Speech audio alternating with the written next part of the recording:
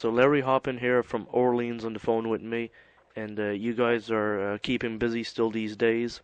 Well, it's been 38 years since we started, and yeah, who knew? You know, it's amazing. And yes, we're gigging in Maine and Connecticut coming up, and then the bigger band that we have, which we're a part of, called Rock and Pop Masters, is going to Mexico. So we're keeping busy, yeah. Now, waiting a rock and pop masters. I mean, you guys, that's like an international music ensemble right now. Well, it's been a labor of love for almost 15 years, and we've really kind of gotten a handle on it in the last 5 or 6 years. And we just went over to Iraq and played 5 shows for the troops there.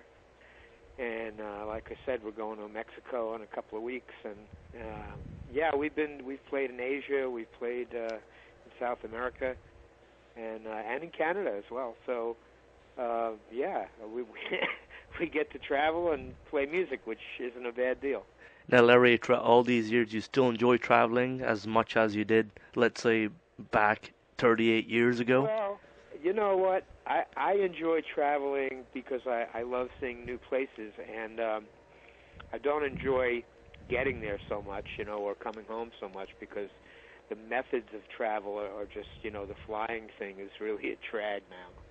But being in Iraq or being in Asia or wherever, sometimes it's always fun if you're playing music, and sometimes, we just go to these great places. Like I was in Paris a few years ago with Robbie Dupree, who's a very good close old friend of mine, and I'd never been to Paris before, and I loved Paris, and I would love to go back. So yeah, it's an awesome thing to be able to travel, and a big bonus to actually get paid for it, and to be able to do what you love to do, which is perform for people while you're there, And Rock and Pop Masters, for the people that don't know, includes lots of musicians, from famous household names.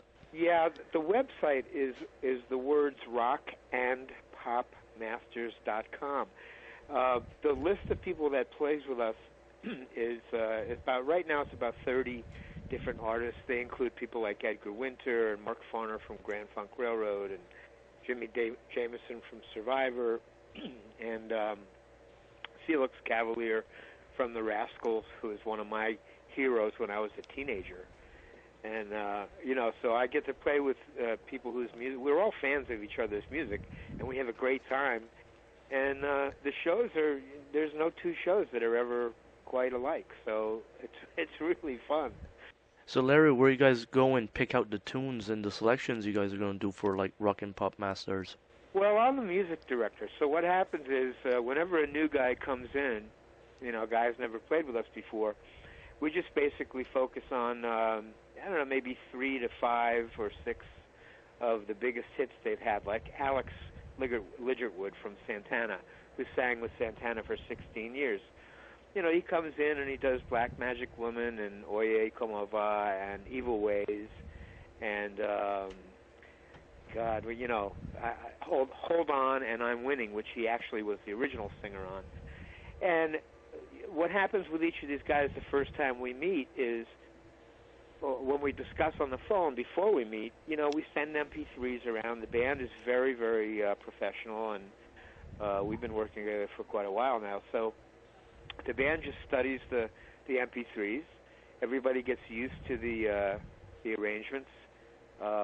Everybody focuses in on the vocal parts.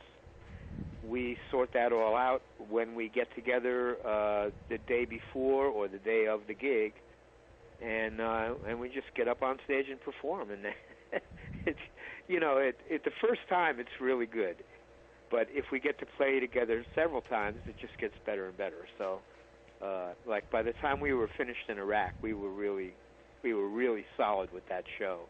And that show was Joe Bouchard from Blue Oyster Cult, Skip Martin from Kool and the Gang, Jimmy from Survivor, myself, and God, who else was there? There was another guy with us. Oh, Alex from Santana. And we had John Jorgensen, And if you don't know who John is, I mean, he's a world-famous guitar player who was with the Desert Rose Band.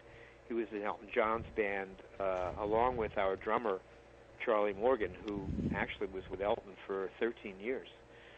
So the band's really good, and it's a lot of fun. Now, do you guys bring video cameras and film all these shows, or is it just, let's just film one show? No souvenir filming, let's say.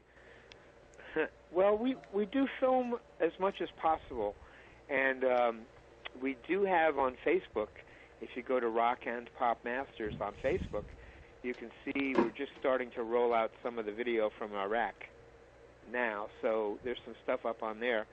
And we're talking about putting a product out pretty soon that's a combination of live audio tracks that we recorded multi-track at this annual show we do here in Florida.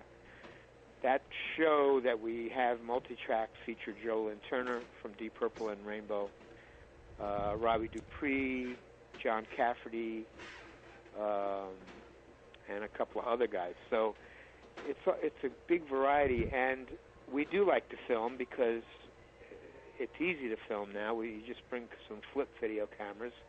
They capture the audio really well as the video. And you've just got to tweak them a little bit so that they're absolutely as good as they can be.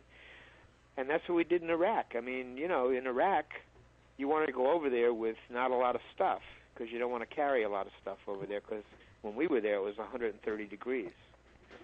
And, that's really hot. That is really hot. Yeah. So, anyways, we carried some flip video cameras, inexpensive, and they really did the job. And if you go on Facebook and look at that Rock and Pop Masters page, you'll see what I'm talking about. It's really good. Everything has to be on film, it seems, today, with YouTube and all this stuff. Well, yeah. Well, people that are interested, they don't want to just hear it; they want to see it. But the good news about us is, we look good and sound good. I mean, for a bunch of guys that are, I'll be 60 on my next birthday, so I know a lot of guys who are my age that, I don't want to say the wrong thing, but we're in pretty good shape, and we sound really good, and it's kind of old-fashioned, really. We play and sing, and we sound like the records, and we have a ball doing it. I actually think that it's more exciting than the records because we take the songs to a different place a lot of the time. But it's very good, and we're really proud of it, and so we want people to see it. Do you find throughout all these years the music industry has changed big time, and is it gonna go back to something in the near future? Well, I think if you ask yourself, has the world changed big time? The answer is yes. And I think the music business is no exception. And the music business that we know now is very, very different from the music business. Like, I was growing up, I was 12 or 13 when the Beatles came out. And, that was vinyl records. I mean, and ever since then, we've gone through cassettes and CDs and 8-track tapes and all that stuff, and now we have the internet and MP3s. So yeah, it's gotten very, very different. It's gotten very corporate, but the internet is a great leveling influence. And in terms of what I think might go back, I mean, the technology's never going to go back, obviously. But what is good about the internet is that people have a really good shot if they have talent, something that people will get interested in if they're exposed to it. Then if they can just figure out a way to get exposure on the internet, they can circumvent the whole corporate establishment, which is, in my view, a good thing. I mean, I wouldn't be doing any benefits for the labels that put our hits out, So I'm glad to see an alternative to having to sign up with a Warner Brothers or a Columbia or whatever, because they're in business to make money for themselves. And, artists have a tough enough time making a living But now you can sell your own CDs, and you can have people download your tracks, and as long as you're putting something out that people want, you have a shot at succeeding, and that's really good. Very well said. Going to your guitars and amplifiers, what's your collection looking like? Well, again, I'm pretty old-fashioned. I have a collection of, I don't know, half a dozen amps, and they're all from either the 50s or the early 60s, with the exception of I have one 80s amp, which is a Laney from England that's a workhorse, but I have an old 56 Fender Tremolux. I have a 63 Bassman. I have a couple of Magnetones, which I love. And, so it's a really old-school tube stuff. I mean, I like certain digital modeling things. I think particularly Vox is good at that. And I play, when I have to travel to do a show, I usually ask for a Vox AC30 because they're great sounding amps and they're very versatile.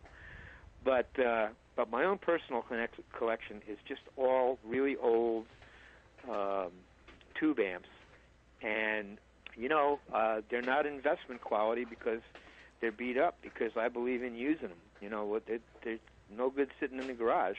That's I true. want to use them.